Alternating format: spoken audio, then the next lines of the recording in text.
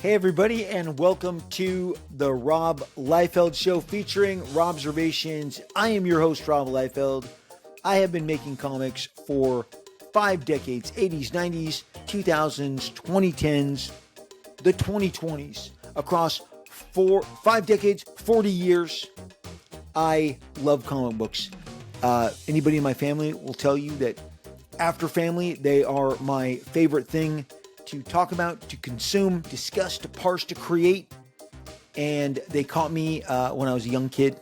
Comic books just caught me up in their fever. And I have never, ever been able to shake them. They are just part of my daily routine, my daily diet.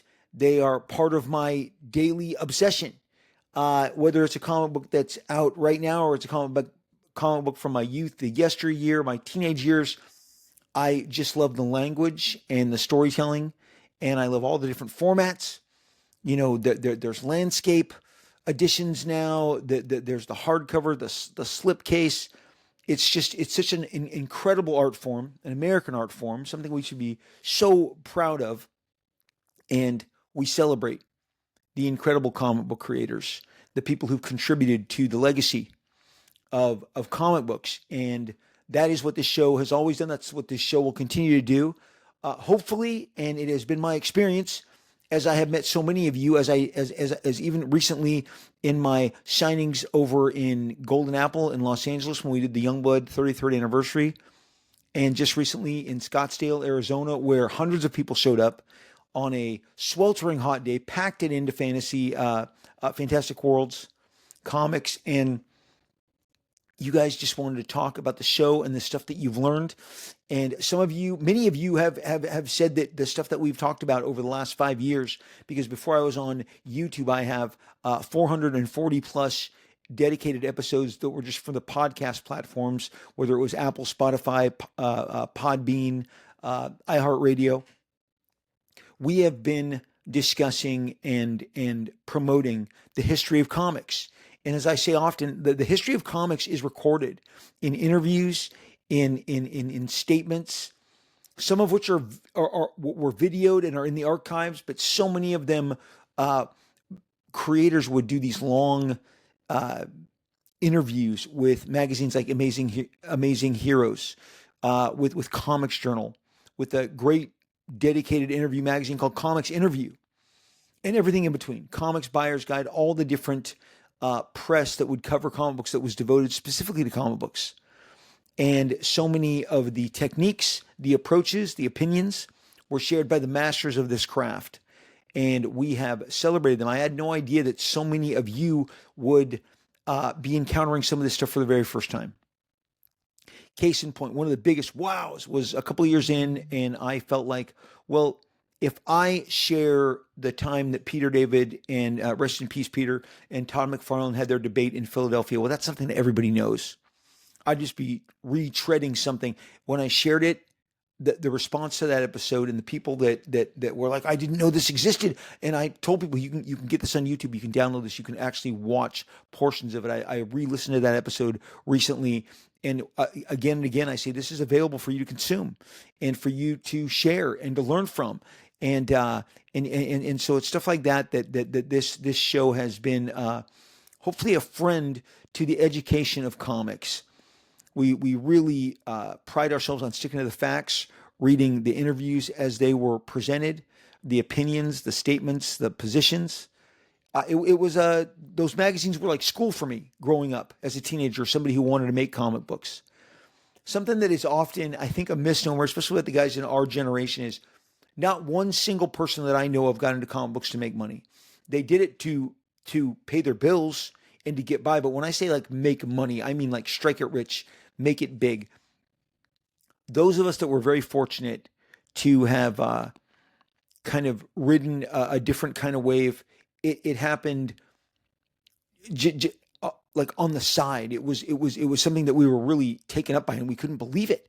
How is this that this thing that we just wanted to do so badly, that we would have just done out of one like apartment? I mean, I wasn't thinking about a family and getting married and raising kids. I was just thinking about making comic books, churning out pages, making enough to cover my car payment, my rent, there were no stars in my eyes. I certainly didn't think that I'd be meeting incredible people that I grew up being fans of, like a Steven Spielberg, like a Tom Cruise.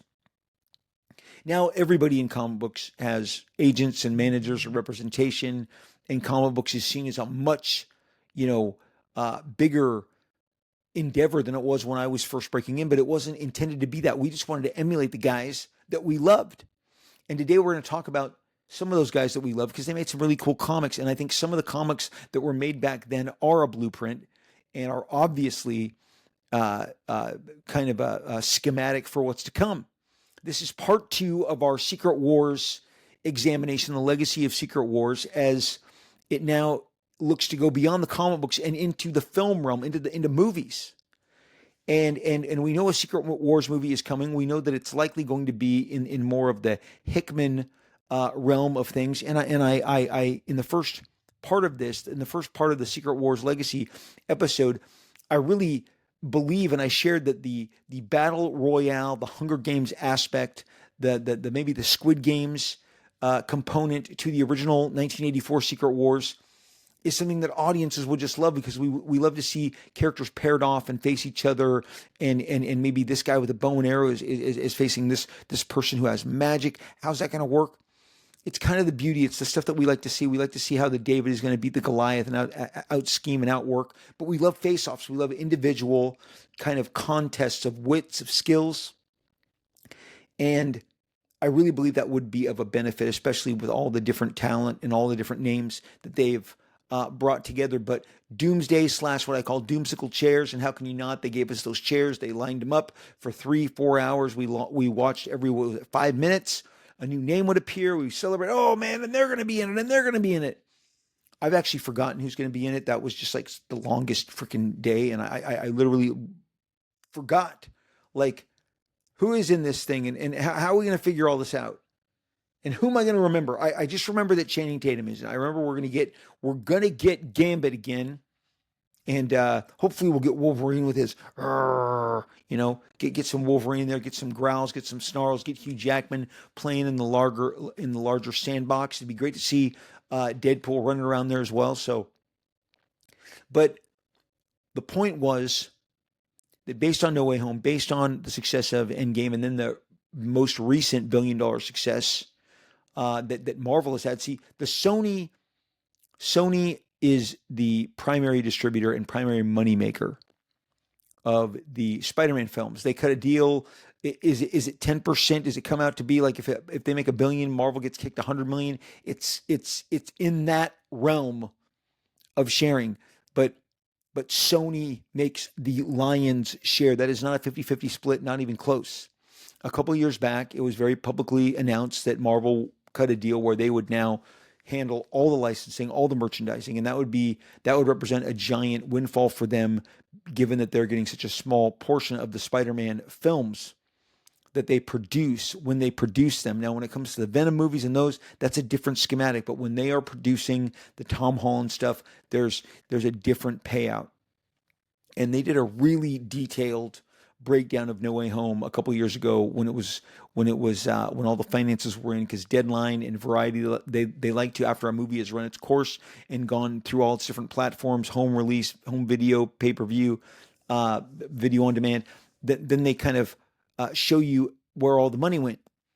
And it was in one of those that they confirmed, like, it really comes out to be 10% that goes to Marvel. But with Deadpool Wolverine, that's 100% them.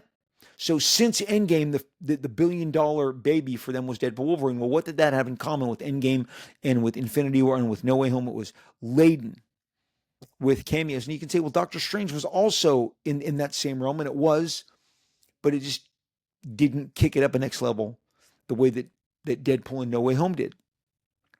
Well, now you can't put it back in, the genie can't go back. We all know that statement. And with the advent of all of the streaming channels, and let's be honest, people, these streaming channels are bringing, in some cases, movie stars, Harrison Ford in Shrinking. You've got, Seth Rogen was a movie star. Jason Segel was a movie star. Reese Witherspoon was a movie star. You can just keep going down the Apple list, the Max list, some Disney shows, Amazon. They are bringing big name talent to our small screen. In some cases, the production values, the money that is spent on these. Andor was as good as anything I've seen on screen in the last 5 years. And I'm so glad that both seasons exist. They were exceptional, just absolutely exceptional. Just blew me away. The writing, the production values. It does take a lot now to get off the couch, get in the car, start it, go to the theater. My theater is 3 minutes away from our house. They put it up right before the pandemic. Holiday season, Thanksgiving of 2019 was when they opened the IMAX nearby. Joy and I laugh, my wife and I laugh, that we can get there in 3.5 minutes. So even when we have reserved seating, my wife likes to play with those windows in terms of tight time windows a lot more than I like to get there early. She's like, what are we getting there early for? We have our seats. We can just roll in. Oftentimes people sit in our seats because we're not there yet. I like to get there early. We get there early. Only very few times have I aligned with her. Like, let's just hold it to the last minute. Boom, get there. But we can get there fast, is what I'm saying. And we have cut down our film going experience dramatically because of all of the great stuff that's coming at us on our beautiful home theater. Well, Marvel is now believing that it's going to take more than just one set of characters to entice you. It's going to take groups upon groups, just like it happened in the comic books. Now, you guys hear me talk about Marvel, and you'd hear me talk about some of the struggles they've had. And look, guys, it is not. I'm shocked at how far things have fallen for them, and I'll tell you how it affects me personally. Is that I have a catalog of comic book characters, not all superheroes. Take John Prophet, for example. My character Prophet, I do not believe that he is a superhero. At no point in the comic books has he ever been a crime fighter. He's not a crime fighter. He doesn't align with law enforcement. He doesn't hunt down criminals. He has a journey that he is on, a soulful journey, a journey of discovery.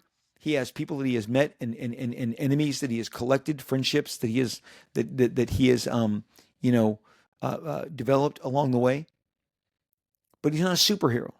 But just by advent of a comic book attempting to get off the ground. Now, I was on the phone with the producer and the financier, the people financing the movie, and we're talking to an actor, and so we are going down the steps. We continue to get closer to actually making the profit film that we set out to make 5 years ago, semi-derailed by the pandemic and then the strikes. But there's a director, there's all manner of pieces that are moving, in addition to getting our lead actor who's going to play John Prophet, based on a really strong script, a script that we all really love.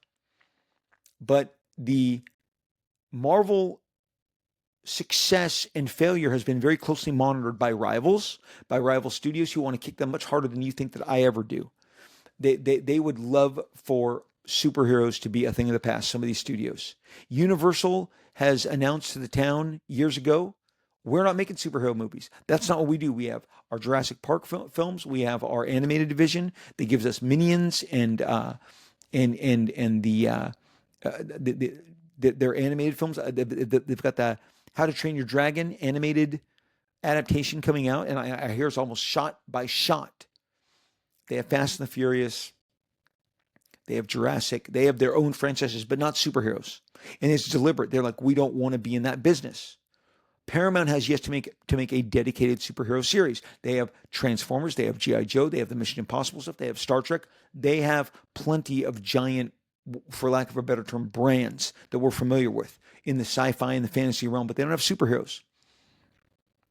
Sony is thrilled that they have a piece of that Marvel action with the Spider-Man universe, and we've seen how they have tried as desperately as they possibly can to capitalize on the success that they had with Venom and spin it off into all different directions. But those have kind of been met with lukewarm response. But it is Mighty Marvel who, and it was just again this morning in another of the reports that was coming across the Hollywood trades, that they were talking about the the new normal for Marvel Comics. There was a list that was put out that said, what is basically on life support, what practices in our business are on life support, and they said comic book superhero films.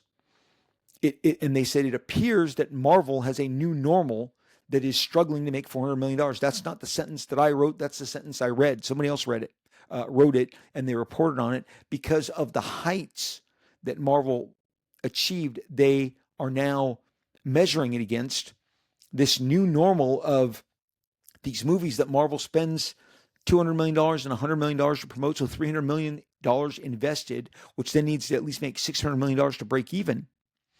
And it's interesting that the reporters, and I'm going to tell you this is very weird. It used to be that the people in the space would tell you all of the costs, and they would include all movies of this size carry with them an advertising budget of $100 million. We've covered this on the show. We'll continue to cover this on the show. That those budgets didn't go anywhere. They just stopped talking about them, and they asked reporters and bloggers, stop mentioning them, so that we can conveniently say, well, we spent $180 million on this movie, so it's made $300 million. Therefore, we're good. No, you're not. You're taking away $100 million, and you're making 50 cents on the dollar in America when it runs its entire course. And overseas, in some cases, you're getting 25 cents on the dollar. So there is no way in hell that you can convince the people who have who are educated in how these movies regain their money. This is not something that they used to worry about when their movies made between $600 and $800 million. They were always in the black, in the black, in the black. Somebody else, you don't see a lot of, let's say Thunderbolts, lunch pails, action figures, posters, shirts, games. There isn't the same amount of tie-ins that are going to come with a Deadpool movie. My living example of all the Deadpool merch that I own, the coffee mugs, the lunch pails, the air fresheners, okay? That's not including the obvious action figures, plushies, video games. I mean, the categories that Deadpool and Spider-Man find themselves in, and now Batman, and hopefully again Superman. That's rarefied air, and those can be huge drivers. Something like that Thunderbolts, something like Captain America didn't have that component. Not anywhere to that extent in Captain America's case, and pretty much nowhere in Thunderbolts' case. But these magazines are reflecting, and now they're putting superhero comic movies on life support. Condition serious. It's at condition serious. This is the stuff that the trades is the stuff that the other executives and the people who make the decisions read. And we talked in our profit meeting about the casting and about the budgets, like the stuff that we have to overcome. And in fact, that the stalling out, let's say at worst case, you're going to say that Marvel has stalled, that the car isn't running as smoothly as it used to. Well, everyone has noticed, and they use Marvel, who used to get up at D23 and in Hall H and beat their chest and say how successful they were. They're now looking at them and saying, what happened? 60% of their business is gone. 60% of the reliable numbers that they used to lean into are no longer there. So that does make it difficult for everybody else who has a comic book superhero property. And if you don't believe me, ask around, ask the people who do. Now, if you're looking into horror or thrillers, that's a different genre. Those are budgeted different. And I understand there's a lot of comic book people, and there's some really smart comic book people, some really talented writers and creators of material who are looking to make comics to fill that thriller/horror budget. That's going to happen. But in the superhero realm, to revive the patient, the formula now is get Channing, get Downey Jr., get Florence Pugh, get Chris Hemsworth, get everybody, and you're going to say it's Hemsworth. Yes, Chris Hemsworth. Okay, they're telling everybody, look at all the stuff that we're going to assemble. We brought back James Marsden. We've got Patrick Stewart. We've got Sir Ian. We've got everybody. We're collecting them. And we're going to blow you away when you see that era's X-Men standing next to the Pedro Pascal and the cast of the Fantastic Four, next to Hemsworth, and next to Downey Jr. as Dr. Doom. I mean, that is what happened in the comic books with Secret Wars, because what happened in Secret Wars and why I think we're repeating that exact same practice now. It's going to be hard to go back. And I do lament the fact that some of these great single, just focused, just Avenger stories or just Fantastic Four stories are a thing of the past. It is all about the mashup, the team up, the giant opportunities to gather everybody together, because that's what's going to get people into the theaters. That's what's going to give those moments and the stuff that's going to give you the FOMO. So you've got to be there. Once Secret Wars hit, and Secret Wars hit massive, and we're going to delve into the nuts and bolts and some of the interesting pages in here in a minute, because I brought my all important final last issue. This one's a blast. We're going to actually, like I said, look at the panels, look at the art, look at some of the stories behind what was behind creating this final issue. It's a double sizer. It's really fun. What happened after this is they immediately went for Secret Wars 2. I did a dedicated podcast on that you can go back and listen to, because they actually had an artist named Sal Buscema draw the entire first issue before Shooter was unsatisfied with what he was doing, asked for changes. Sal said no. They then rushed and went to Al Milgrom, a kind of a go-to guy for Shooter, not as big and as popular with the fans at the time, but he said, get this done. They paired him with a really nice finisher named Steve Leialoha, and they were back with a sequel that now put more of a definitive face and look on the character of the Beyonder, who was the force that gathered them all in the original Secret Wars. They're all on Battle World, gathered by this entity called the Beyonder, and they are all basically coerced by force. I mean, let's just say forced into doing his bidding and playing out this game. And there are ramifications. Again, the black Spider-Man costume, and one thing that you've obviously, those of you in the know, are very well versed on. But the fact that was a mail-in, a kid mailed that in and made $220 for his contribution to the creation of what we know as the black costume. And Jim Shooter called him up, said, hey, and as many of you know, that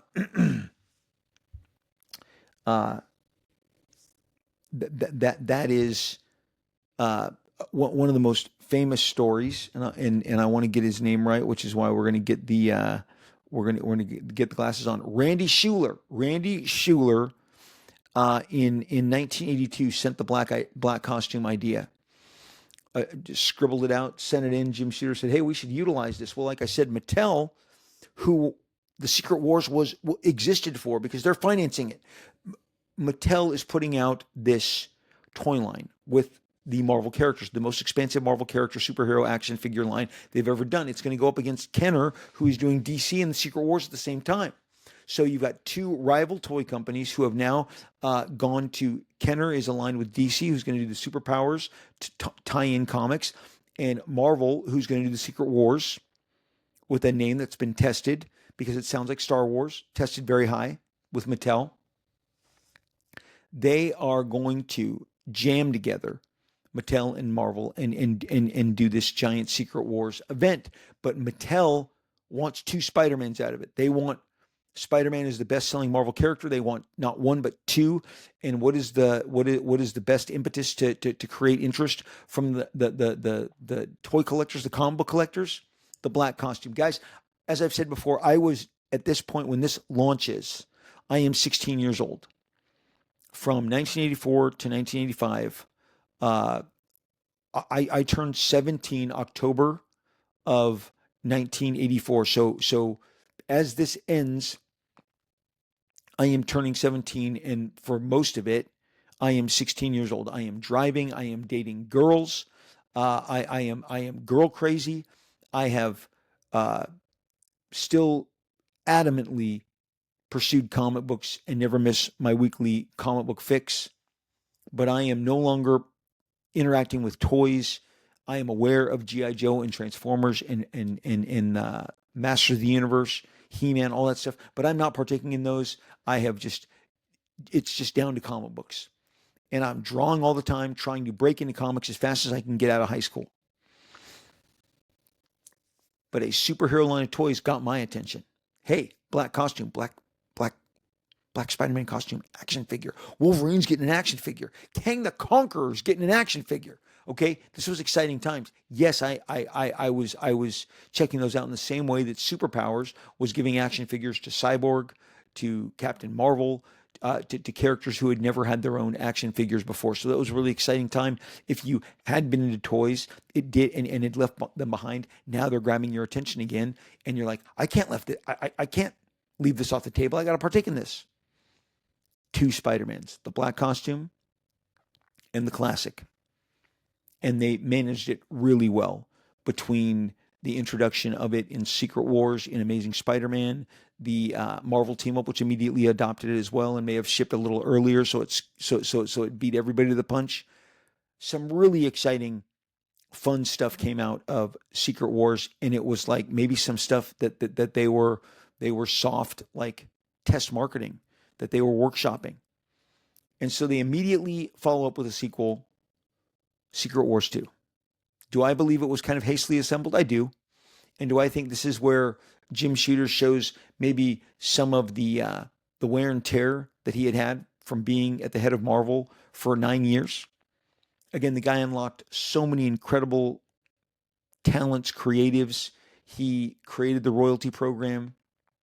He initiated these groundbreaking miniseries, the Wolverine miniseries, with Frank Miller jumping away from Daredevil and joining Chris Claremont and bringing us the Wolverine miniseries, and all of the different kind of experimentation that they were doing under Jim Shooter. We benefited from it. It's some of the most, my most cherished stories, memories, the art that I admire the most, stuff that I think was done better then than it was now. People say to me, Rob, what do you like now? Well, why don't I tell you what I like now? I like absolute Batman. I like the energy. I like the idea. I like the reinvention of Batman that Scott Snyder and Nick Dragotta have put forth. It is one of the most exciting versions of Batman since Dark Knight, and that's saying something. I like Bug Wars at Image. I like exquisite corpses from Image Comics.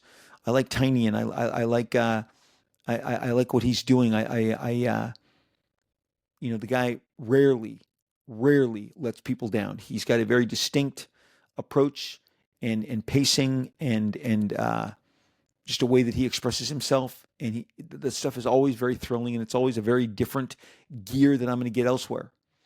But as for like the Fantastic Four, I feel like between Jack Kirby and Stan Lee and their seminal 101 issues, and then the John Byrne 5 years, I got the most imaginative, incredibly intense adventures with these characters that I ever encountered. Everything that I have seen since feels like a retread or dipping into ideas and concepts that I read somewhere else, and I read them better. A lot of Alan Moore's ideas in other titles trickled in, stuff that he had introduced. Multiple councils of Supreme and of Captain Britain. That this is the kind of stuff that you saw reflected later on by people who grew up reading those stories and thought, well, I can implement them as well. But there was a fan base that was like, I've seen that. That's not as exciting to me because I know where you got that from. Fantastic Four in its most purest sense was never done better than by Kirby and Byrne. And Byrne will give so much of the credit to what he did to his own love and admiration for what Stan and Jack did. And so when I read people talking about influences that they see on the movie that's coming our way, I'm like, how are we not leading with Stan and Jack? How is Stan and Jack not the preeminent influences on this work? It's got Galactus. It's got a Silver Surfer. It's got the original core. I mean, talk to the animators who created Herbie for the cartoon, Herbie the Robot. He was introduced like Harley Quinn. He was originally a product of a cartoon, not a comic book. They retrofitted him into the comic book because of his existence in the cartoon. But there's not a whole lot of stuff that I see right now that catches me in the same way. When people say, well, how do you feel about the X-Men? The X-Men, the last time the X-Men really knocked me off my keister, really had me drop the comic, and I was like, whoa, what is this? Is Grant Morrison, 2000, 2001, Cassandra Nova. His first issue, the introduction of Cassandra Nova. Wait, what? Professor Xavier has a sister that looks like him, that is actually evil, viciously evil, super powerful. And she's cunning and ruthless and has a plan. And that first issue that she's introduced in the opening sequence ends with her taking over Charles Xavier, her brother's mind, and he is forced to consider blowing his brains out to stop her from taking him over, and now, possessing not only her powers and her body, but his as well. Really gripping stuff while he's got her Cerebro on, grabbing a pistol, threatening to blow his brains out if she doesn't release. I mean, this was like, what am I reading? These ideas, these concepts. He added without subtracting. Nothing he did took away from the past. He only added. He saw a lane where I can completely build out a different side history. And this was kind of a thing that then took hold. And later, Ed Brubaker would introduce another Summers brother, because now it was cool to kind of go around and introduce a new character, a new family member based on what was going on with Cassandra Nova, what was going on with Charles Xavier. That run blew me away. That run is now 24 years old. 24 years old. 24 years ago. Modern comics, I've seen the Byrne Claremont X-Men, I've seen the Paul Smith X-Men, the Cockrum X-Men, the Marshall Vestry X-Men, the Jim Lee X-Men. I've seen them at their very best, okay? So I'm a little more, I just have a little more scrutiny towards the stuff that's really going to sweep me off my feet. That's not to say that the stuff isn't entertaining to an entire audience. That's not to say that it may be not, that the stuff that they're doing today, right now, is possibly, whoever you are, it's your favorite stuff. Good. We're just going to agree to disagree. Ditto with Thor and Daredevil and Captain America. So many of these stories and characters and depictions that I believe are more resonant than some of the stuff that's being done today. But I'm always looking, I always want my fix. And as so many people have shared with me, as I was at these signings offering my latest work, my latest Youngblood stuff, they were telling me that, look, they're buying trades, they're buying collections, they're revisiting old stuff. The owners of both stores that I visited said that the back issue market has been crucial in keeping their doors open. Think about that stuff that is in the back issue bins, the stuff on the wall, the stuff that is 2 decades old, 3 decades old. This stuff accrues an incredible value now and is able to help these stores stay afloat during rough times. And we should celebrate that. And I do, and we do here for sure. So there is modern stuff that I like, but some of these franchises, really, it's been a while since they swept me off my feet. It's more of a testament to the great work that was done on them than anything else, and the high standard, the high bar that the newest stuff has to clear. But with the movies and with the comics, it's the team ups, it's the mashups. Marvel never relented once Secret Wars took over. It just made way too much money. It was way too successful. And what happens is retailers want more of the same. Hey, when are we getting more of that? So they did Secret Wars 2. And let me tell you something. Then shortly after, I'm breaking into the industry. And one of the things that I am able to partake in, and I partake in both two of the most exciting big company crossovers that Marvel institutes in the years following Secret Wars, are Acts of Vengeance, Atlantis Attacks. Okay, I did 2 of the annuals. I contributed 50 pages to Atlantis Attacks between the New Mutants chapter and between the Amazing Spider-Man with She-Hulk and the Abomination chapter. I did stuff that tied into Acts of Vengeance with the regular books that I was doing, whether it was New Mutants. Suddenly, yearly, annually, Marvel would want a giant crossover that crossed over multiple titles, because tying them together helped the retailer maybe lift another title that wasn't doing as well, but if it was associated with Atlantis Attacks, with Acts of Vengeance. And Marvel poured considerable amounts of marketing and promotions into getting this stuff on everyone's radar. So every year, and then it began, hey, let's do X-Men crossovers. And the very first big giant all the families. Now 4 or 5 books, because they had done a great job with Fall of the Mutants. They had done a great job with Inferno, and we have much to say about Inferno in the coming days. But now families were getting spread out, and it wasn't the first X-Men crossover, but it was the biggest one that they had attempted across so many titles. And the showcase of that was going to be the X-Men. All the most important stuff was happening in that. And Extinction Agenda had some great, oh man, that poster that Jim did with Cable and Archangel and Wolverine, great stuff, very exciting. If I was just a fan, and I was, but I also was helping create those books. But the New Mutants was kind of a side piece on that ride. It wasn't the main event, and it wasn't intended to be. So I was getting really excited about doing my own stuff. But whether it was Inferno, Fall of the Mutants, Extinction Agenda, this is the stuff that was being created, that was being generated.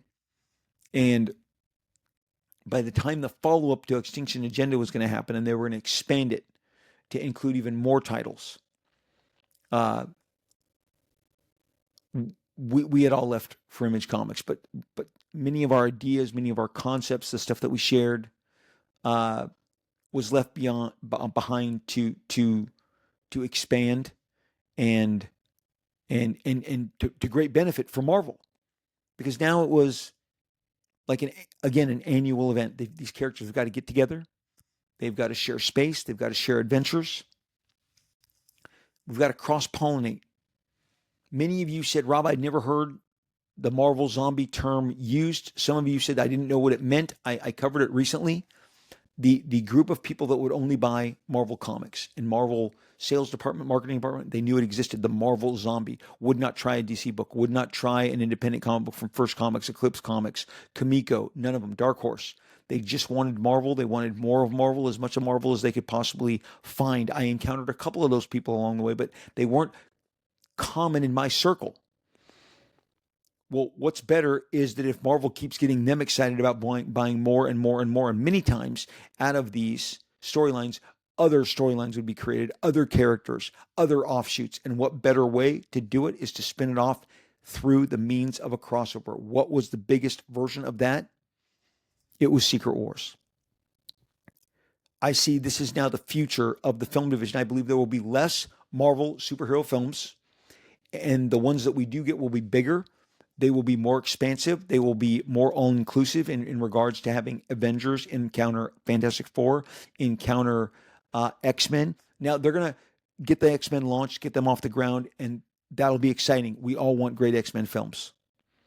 So maybe they will be given that isolated track, and it will follow the pattern that we were following early on with Avengers. Really, when we just got Avengers 1 and Avengers 2, and then boom, now it's they have the Avengers in the masthead.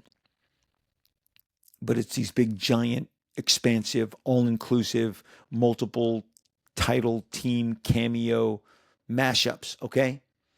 I believe there's going to be less, and the ones that we get are going to be, again, as irresistible as possible. Just as irresistible as Secret Wars was to an entire generation. So successful that they never looked back. Maybe you came in the last 20 years. Maybe it was, again, House of M. Maybe it was Civil War, World War Hulk. Maybe it was one of the later Marvel crossovers, the second Secret Wars. I mean, it's too easy to not try. Early on, with the new X-Men launch of last summer, all the new creative teams, it was only about 5-6 issues in, they combined. They did a crossover event, because what's better than including everybody? It's a tried and true formula, and they're always going to try and do new wrinkles to take as much of the formula out of it. But just the idea that we need these crossovers. What happens in those crossovers, and just why somebody like Jim Shooter, who was the editor-in-chief at the time, and also, as we've established, a great writer, why he was the guy to write Secret Wars is he had seen all the infighting. There was infighting between John Byrne, who was doing Fantastic Four, and Chris Claremont, who wanted to do Doctor Doom. John didn't want Chris depicting Doctor Doom in his book, X-Men, which is a book that John left behind. There's some sore feelings there. And Chris, I think, wanted to show, like, I can touch anybody and they're not off limits. They got into a pissing match. John rendered the Doctor Doom that appeared in the first issues of the second Dave Cockrum wave, which followed John Byrne's exit. John, in his book, told everybody that Doctor Doom was not Victor Von Doom. It was a robot. His interaction with that robot later would lead to would reveal that it was one of his automatic Doom drones that was interacting, not the real one. So, and Jim Shooter has written about this on his blogs. He has talked about this. He had to still, after these guys weren't working together, now kind of balance. Well, whose character is this? What is the domain? Imagine if the Spider-Man people had gone and said, "Hey, Frank Miller cannot, just walk over here and pull pull Kingpin into Daredevil and make him Daredevil's biggest, most menacing, foe." And let me tell you something. When you see all the photo ops and you see Charlie Cox and D'Onofrio going to all these places together, it's Daredevil and Kingpin. Like what happened in the comics has now come to fruition. Kingpin, for the first 10 years of his existence, was a Spider-Man villain on the cover of Spider-Man, introduced in Spider-Man, threatening Spider-Man. Frank Miller convinced Marvel, let me have him. I'm going to depict him in a more sinister, more menacing vibe, and he became a Daredevil character. Now imagine if the Spider-Man said, "Hey," the Spider-Man creators like, "That can't happen, please." We're back to dividing the baby again. Jim Shooter went through this at length on his blog about 15 years ago and said, I was the only guy that could pull this off. Given that the X-Men were in Secret Wars, Fantastic Four were in Secret Wars, the Avengers were in Secret Wars, Spider-Man was in Secret Wars, I could not have been the arbiter for all of these different conflicts. So I told everybody, hey, I'm writing it. I've been known to write a bestseller or two. I'm the editor-in-chief. What I put down rules. You will react and implement what I'm going to do. And I'm smart enough to know that I don't need to step on any of your toes to accomplish the goals that I have for these characters in the context of this Secret War story. So he famously said, I'll do it. Do I think there was anybody else who could have pulled it off? I don't. He did a really fun job. And it ultimately led, you buy in to all of this to get the proper conclusion. And here we go. Here we're there. Issue 12 comes out. Now I'm telling you right now, I believe that this is a Mike Zeck illustration with a John Romita Sr. tailored Victor Von Doom. That face does not reflect Mike Zeck, and this is so your final issue is the biggest jam issue of the bunch. Marvel used to, when there's a bunch of uncredited inkers in here, and I'm going to show you, and it's fun. It's really exciting. It is really like stupid levels of exciting to encounter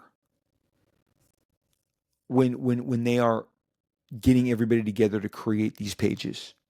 I've talked firsthand of how the Asgardian Wars, the X-Men annual that was concluding it, I was there summer of 1985, under the roof in the convention center, not the one that San Diego is held in now, but the original convention site. When I started going in 1981 and 82, 83, 84, 85, Marvel had a table about 80% back in the room, which backed up into what would be the Artist Alley, a much cruder version of Artist Alley. Oftentimes they'd put Marvel and DC, in front and back of each other. The editor Ann Nocenti of the X-Men had received, Arthur arrived at San Diego with a batch of 10, 11 pages to wrap up the Asgardian Wars. And she divvied them out on site. Many inkers who had come to San Diego to be there, to take commissions, to have fun, to meet other pros. There was Al Gordon. There was Joe Rubenstein. There was a gentleman named Arthur Nichols who went on to become a penciler and an inker.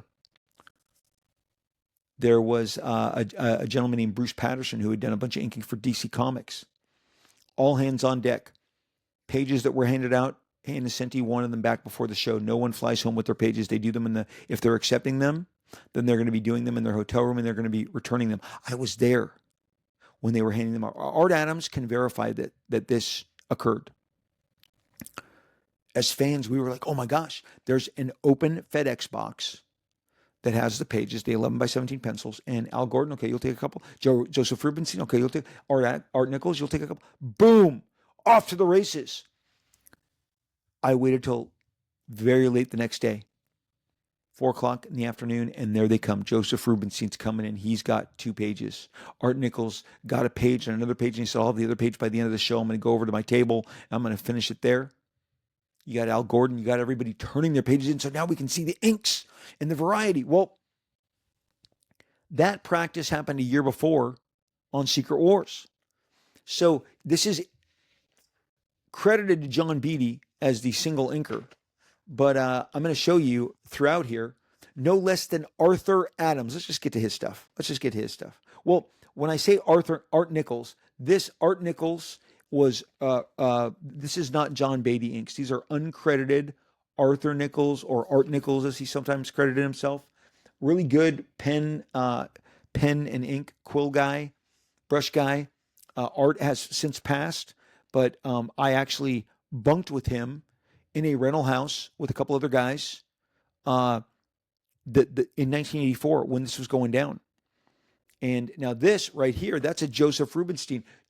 Most of you would know Joe from his official handbook of the Marvel Universe, but I knew him from his finishes on John Byrne on Captain America. Some of you may have recognized him from the inks on Infinity Gauntlet, whether it was George Perez or Ron Lim, but Joe was just a fantastic inker. And so you're buzzing by and you're getting Art Nichols because this double-sized issue just has to go. It has to go out. And so they're getting more all hands on deck. This is another Arthur Nichols. That's not John Beatty. Art Nichols inks anywhere from 10 to 12 pages in this last issue over Mike Zeck as they are trying to get this out and keep this on time. Now, this is Joseph Rubenstein. Very distinct. Joe has a very distinct style. This is Joseph Rubenstein inking these pages right here. Those are his inks over Mike Zeck. All can be verified. But the wild part of this is when I'm going, like, again, Arthur Adams has been doing covers. He's been doing short stories for independent comics. He's done some for Eclipse. He's done some short stories at this point for Eclipse and a couple other sci-fi and fantasy books. Well, there you go. Look at that. Man, what I would give to have this page. Mike Zeck pencils, Arthur Adams inks. Arthur Adams, I mean, like, that panel alone is worth the price of admission. Look at the inks, the finishes over Mike Zeck on this, and that Ultron, that Hulk, that top panel. This is all inked by Art Adams. It's not the only page he inked. When you're doing this, they used to have, it happened a lot on comics in the late 70s, early 80s, M hands. You'd be like, I'm sitting there in Southern California, Anaheim, California, going, M hands?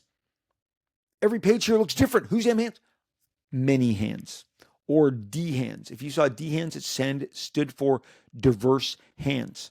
Neil Adams had all manner of incredible people at Continuity Studio. At any given time, it was Dick Giordano, it was Terry Austin, it was Bob McLeod, it was Joseph Rubenstein. They would, if you saw the Tribe, or if you saw, a studio association, that was him in his studio. He would take entire jobs, divvy them up, and turn them in 48 hours. That was a product of people jamming together. Now, there is another Art Adams page that he inked in the Secret Wars, and it was just so fun watching this book, come together again. Tons of Art Nichols stuff in here. I mean, it's weird that John Beatty is the sole credited inker here because, man, do I see as much Art Nichols as I do Joe Rubenstein. But boy, oh boy. So again, this is not John Beatty right here. This is Arthur Nichols.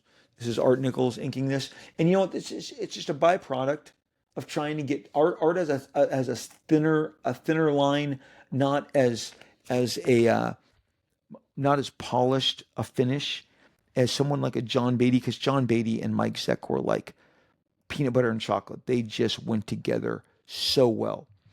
I'm going to show you this next Art Adams. Of course, while I'm looking for it, it's as evasive as hell to find. I'll show you a John Beatty page. You could see very slick, very accomplished, but the Joe Rubenstein has a dusty line that he inks with kind of a little bit of a scratch to it. John is smoother, and then of course Art has, as I showed you in that one page, that one page along with his second page that he did, they look completely different than anything else in the book. He has a more crisp, I would say a more clean Terry Austin line as he puts his brand of polish. There it is. There it is. Here is the second Art Adams page. It's an entire splash. I stared at this as a kid. I had seen Art's work, especially up here in the Beasts. You can see this is the inks of Arthur Adams. And no, it's not credited, but Arthur would confirm this to you in a heartbeat. Those are his inks over Mike Zeck's figures and renderings. And you can see more of the details and the little noodling and the very crisp ink line that Art brings. This was so much fun, but I love jam issues. I love diverse hands. I love many hands. There have been so many distinct, and I have some pages from some Avengers issues that had pages inked by Bob McLeod over John Byrne, Terry Austin over John Byrne, Al Milgram over John Byrne, Joe Rubenstein. All it's an Absorbing Man issue. And again, it's just, we got to get this book out. All hands on deck. Everybody, 2 pages overnight. So much fun. Secret Wars ended with this big giant, everybody fighting each other. You got the big splash pages. You got the multiple face-offs. I said I was going to show you a John Beatty. John inked the majority of this, all the covers, and certainly the John. This is a John Beatty inked page. Very confident lines. Look at that face. A thicker, more embellished polish, more thick to thins. Art may have just been also going real fast, which is why his lines are a little thinner on the finishes that he does. But John and Mike started jamming on Captain America together, and then took that over to Secret Wars, Punisher. That they were a tandem for quite some time. Secret Wars kicked the door down, became the best-selling comic book that Marvel had, and they looked to capitalize on it immediately with more follow-ups, more crossovers. And if I hadn't already added, those crossovers will become the best crossovers each and every year. Atlantis Attacks is in the Spider-Man annual, is in the X-Men annual, is in the New Mutants annual, is in the Avengers annual. It rises, and they've all been collected. Acts of Vengeance, Atlantis Attacks, in multiple omnibuses, collections. You know, once you put it out there, once you get everybody to participate in the chapters and they collect them, and they're in print for the rest of their lives. And they're online, they're in digital libraries. They continue to capitalize on these giant crossover mashup events. And I think that's where the future of the cinematic stuff, I don't think it's headed there. I think we're there. The Doomsicle chairs was there to get you really, to work you up into a lather. And they knew exactly what they were doing, very cleverly dropping one name after the other. And that's when it was like, for me, the Gambit stuff was like, wow, Channing, okay, wow, this is for real. Because as I said, the big Blade and Gambit were the biggest reveals in Deadpool, Wolverine, and that just drove people through the roof. And some of everybody's favorite moments. Secret Wars, the legacy of Secret Wars, bringing everybody together. A toy concept, a toy-driven comic, like went way out over its skis in the best possible way. I mean, they just went way further, way higher. And that success was something that they wanted to continue to capitalize on. We're there. We're there. This would now be Downey Jr. on the cover of this magazine. Although, like I said, they're going to favor the other Secret Wars. This is the classic. This is the one that broke records. This is the one that grabbed an entire generation and pulled them in and said, "Can you believe this is happening?" That image of all of them rushing, that cover to Secret Wars #1, Cap, Wolverine, Thing, Spider-Man swinging overhead. Just a tremendous image. It was a house ad in all the books preparing you for the coming of the book. And then when that book hit, there was a comic store in Garden Grove called Fantasy Illustrated. I happened to be in that part of town that weekend when it came out. It was about a mile and a half up from Disneyland. I grabbed Secret Wars #1. I went to my car and I just sat and read the whole thing cover to cover before I even started the engine and drove home. It was a big deal. It had tremendous impact, and it really is the landscape. What's the other thing that Marvel is having huge success with right now? We've covered it. It's Marvel Rivals. Mashups, Fantastic Four, Avengers, X-Men, all these different characters jamming. It's where we're at. It is where the culture is at. And I'll be honest, when I'm speaking about stuff from my catalog, I believe the Extreme catalog, and this is just an opinion. There's no sharing this with you is not going to sell this. Is not going to get any of this stuff made. That's being taken care of behind closed doors, behind the scenes. But the idea is start fresh, because look, let's say that Doomsicle chairs, as I call it, and Secret Wars, they work to the nth degree. They're just fantastic. Every big cue hits. All the big set pieces blow us away and establish a new high bar. Again, there's no coming back from it. You're just going to get more and more and more of that. There is room for a brand new universe. Maybe that looks different, that moves different. That you can't go back and start it over again, because this generation grew up with these characters. The prequels were held to a standard by the original Star Wars movies. The J.J. Abrams, the Rey trilogy was held to a different standard. The kids who grew up with the prequels loved them. I am a father to two of the boys that love them. They hold them. They Hayden Christensen and Ewan McGregor are much more revered to them than the fans of the original. Now, I was able to see those movies through their eyes and love them even more. They're movies. They're popcorn movies. They're fun. They don't need to change the world. They don't need to move me in a way that a movie affected me when I was 15 years old. I can just go have a good time at the movies. And those movies were a good time, but to the younger generation, they are more beloved. We've covered that on some of the podcasts too. They are held in a different, they have some rarefied air, which is why the Clone Wars has been so successful, which is why Ahsoka and so many of the spinoffs have done so well, because that prequel audience is different and they hold it in a different light. It is more, precious to them. It's hard to start over, because something that my generation probably was the harshest to the prequels. Not me, but people that I knew. And they scoffed and they laughed. And that original brilliant run from 2008 to 2019, Iron Man 2008 to Endgame, is a classic. It is a run for the ages, and you can't go back and restart it. It's going to be interesting. Do I believe Robert Downey Jr. is the talent that can pull it off? I do, in a heartbeat. The guy is so ridiculously gifted as a performer. So it'll be interesting to see where it goes from there. Nobody knows. Everybody keeps believing, I know how the results are going to come out on this, and they're wrong, because we are in a changing of the guard. One of the one of the podcast guys that I listened to really made the case that the generation like my sons went through a 10-year spurt. They were 8 like Luke Liefeld was, and 18 like Luke Liefeld was when the saga was over. They went to college, they got married, they got in relationships, they got their place in the workforce, they're pursuing their careers. They're not going to movies anymore, and they don't need to.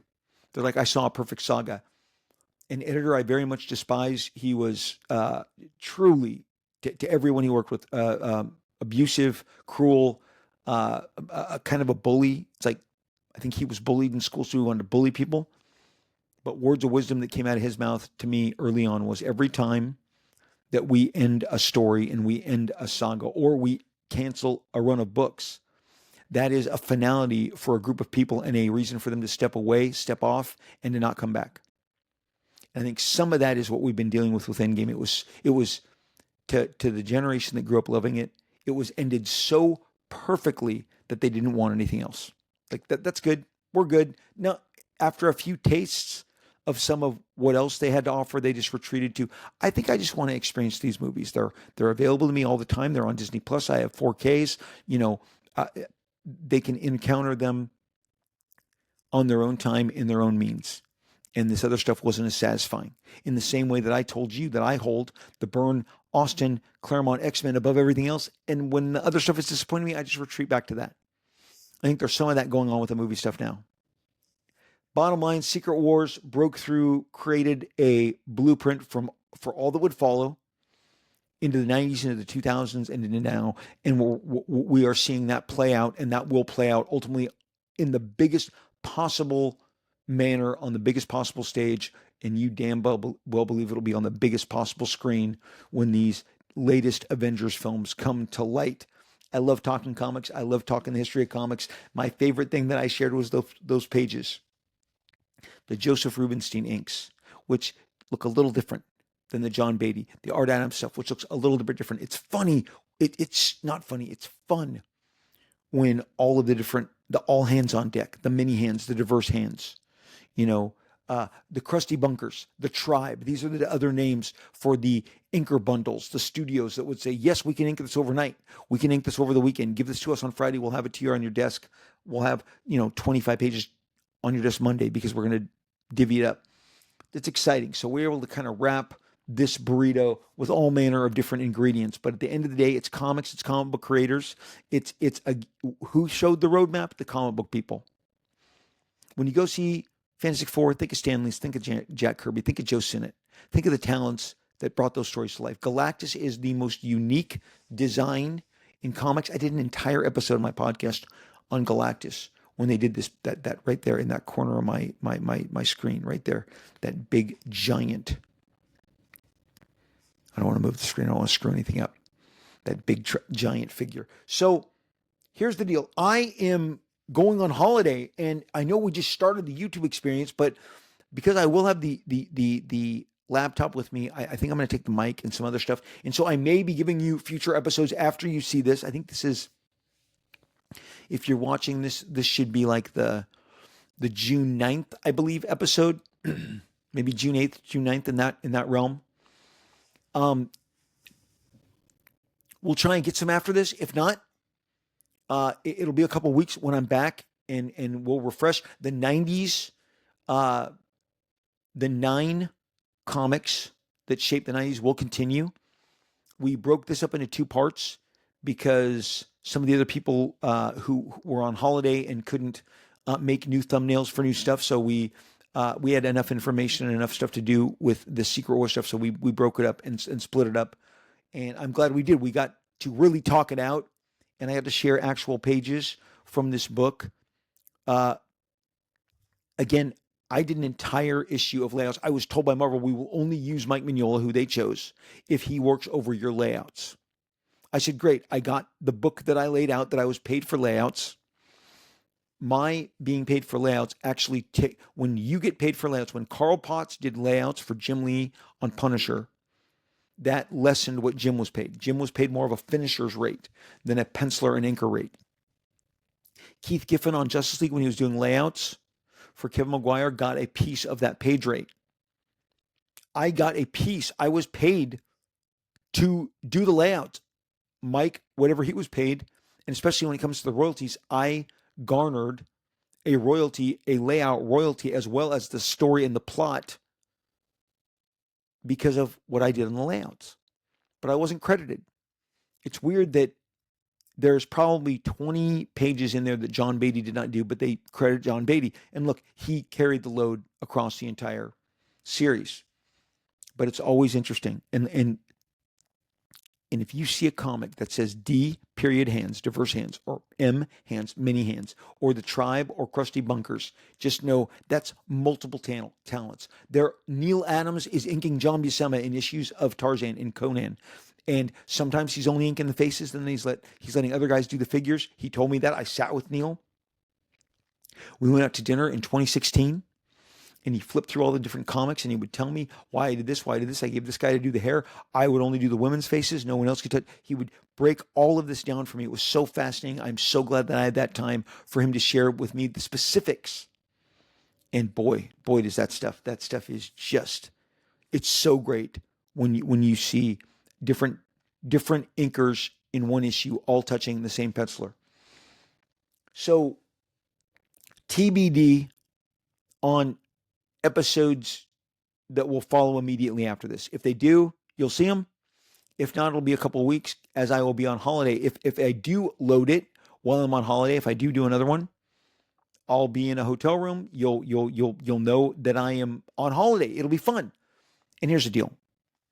When we're on vacation, especially overseas, my wife sleeps later than me and goes to bed earlier than me. So I find ways to kill my time by doing stuff like this and bringing pages and drawing and having fun, because that's what I really enjoy and what I engage in. I thank you as always for taking this journey down comic book lane with me.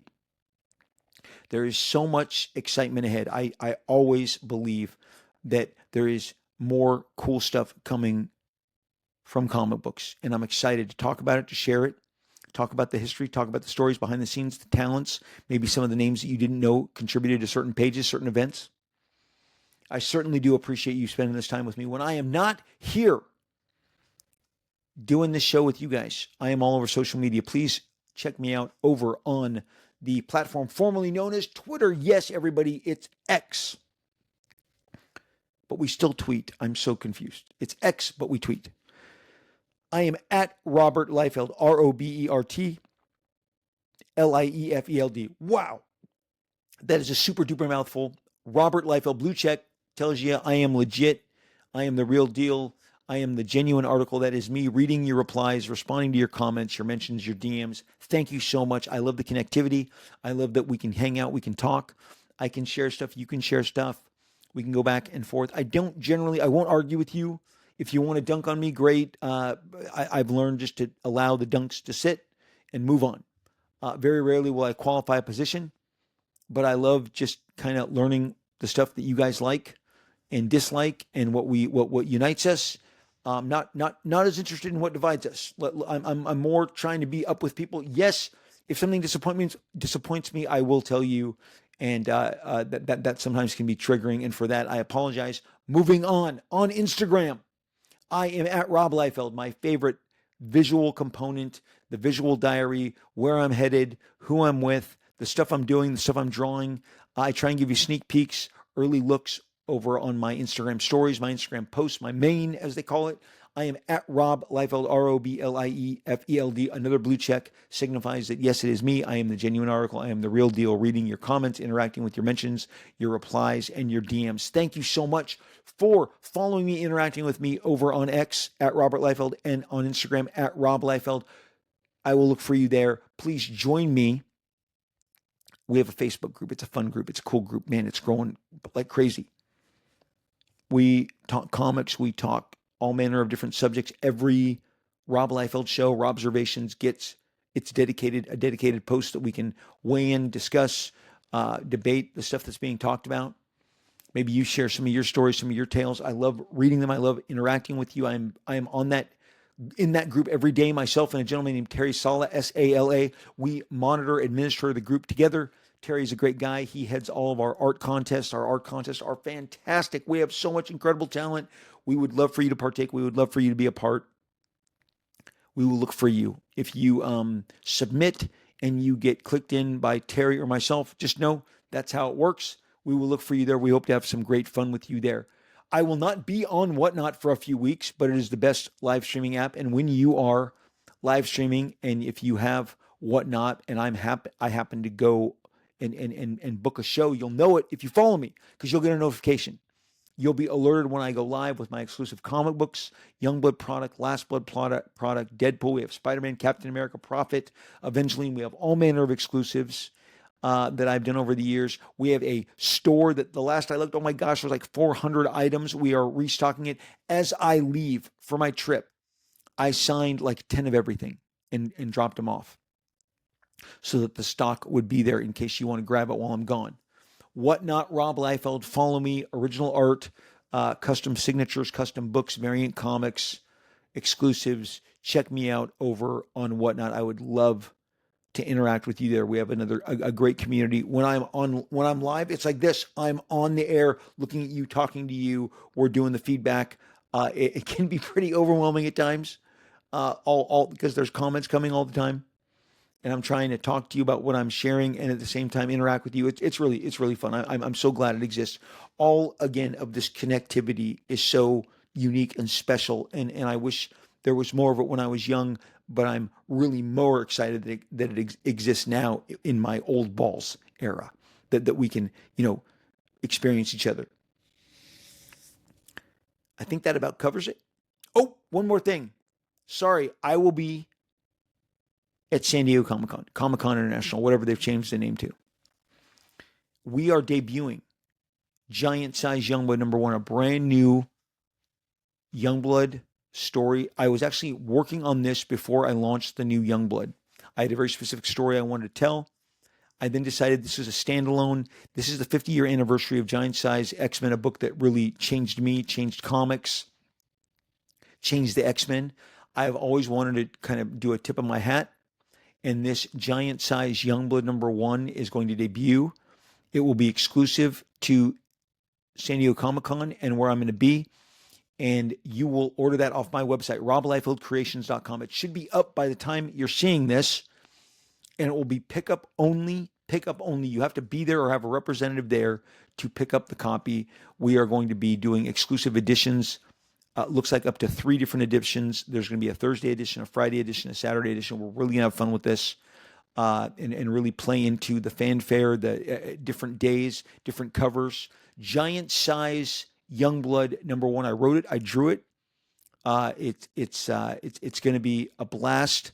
It reintroduces the new men into the modern kind of Youngblood extreme supreme lore. And I certainly hope that you check it out. Youngblood #2 will be up for pre-order soon as well. We have all manner of stuff. A Bad Rock one-shot is coming your way. The Extreme Universe is breathing. It's living. It rose from the dead. We together, you and me together, we resuscitated the corpse. It was a corpse. It was dead. It was buried. We dragged it up. We dragged it out of the ground, stood it up straight, and now it's running at breakneck speed. We can't even keep up with it. That's how well we revived that particular corpse. Thank you. robliefeldcreations.com, exactly as I say it. robliefeldcreations.com is my website. Check that out for the stuff that you can pre-order. I think that about covers it. Guys, I hope that you are going to do. I hope you're doing well. I hope you're going to stay well. I hope you are exactly where you need to be mentally, emotionally, spiritually, and physically. Every day is just more hurdles, more burdens, more stuff that we got to juggle and deal with. I hope that you are taking time for yourself. I hope you are able to prioritize your happiness, your needs. Get off the treadmill that grinds of your job, of your life, even just for a moment.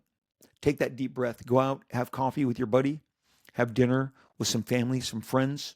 Go to that movie, go to that outdoor concert. It's summer. I love summer. Go to the lake, go to the beach. Stay out until the sun sets at 9:00 at night. Use this time and the time that you can peel off from each other to get away from your deadlines and your responsibilities and just grab an hour, 30 minutes, 45 minutes to reboot, get that streaming show that you've been putting off, watch that movie, that old movie, break out that blue, that 4K look. Kingdom of Heaven, watched it recently. The Verdict with Paul Newman. Close Encounters. We're mixing it up at the Liefeld home, along with all the different stuff that we're streaming and watching.